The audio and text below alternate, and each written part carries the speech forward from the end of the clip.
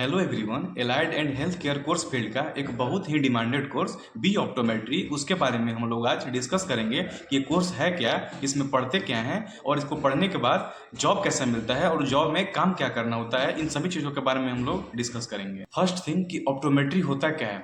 Optometry एक health care का एक ऐसा प्रोफेशन है जिसमें हम ह्यूमन आइज का जितने भी डिफेक्ट्स होते हैं, उसके रिफ्रैक्शन फॉल्ट होते हैं, उनका एक असेसमेंट करते हैं, देन एक डायग्नोसिस बनाने में हेल्प करते हैं और उस विजुअली इम्पेयर्ड पर्सन का प्राइमरी केयर ट्रीटमेंट प्रोवाइड करते हैं। देन एक ऑप्टोमेट्रिस्ट का बहुत बड़ा रोल होता है किसी ह्यूमन आइज का पोटेंशियली आई डिजीज को डिटेक्ट करने में, जैसे cataract, glaucoma, diabetic retinopathy, age related maculopathy as well as general health conditions like hypertension and diabetes.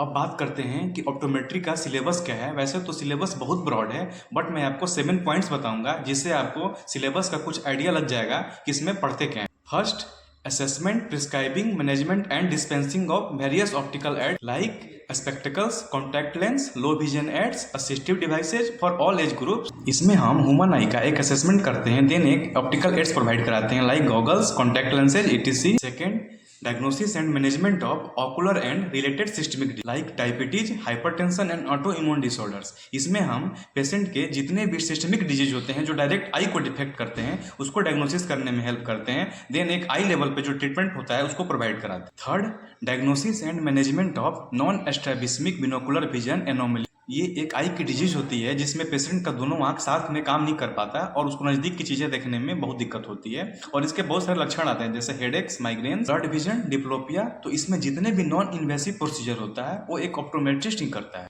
Fourth, I care services at community level like school screening, diabetic retinopathy screening, glaucoma screening. इसमें जो optometrist होते हैं वो community level पे कैसे काम करते हैं उसके बारे में स्टडी करते हैं। Fifth, optometric counselling for patients with partial site, colour blind. इसमें पेशेंट को कैसे काउंसलिंग करते हैं उसके बारे में स्टडी करते हैं। Sixth, public education on I care and hereditary eye disease, nutritional and environmental effects on I.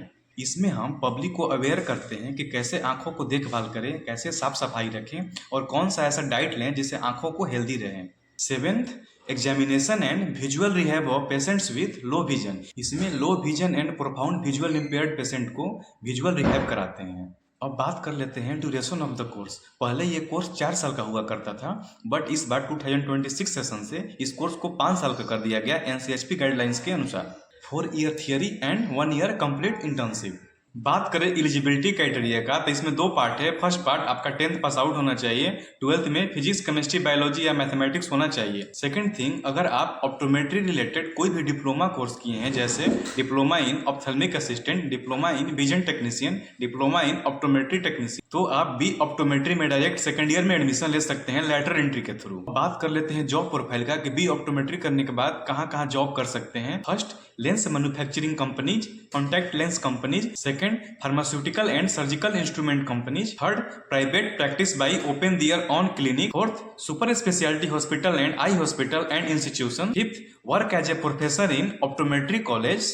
Sixth, government hospitals, NGOs, companies and industries.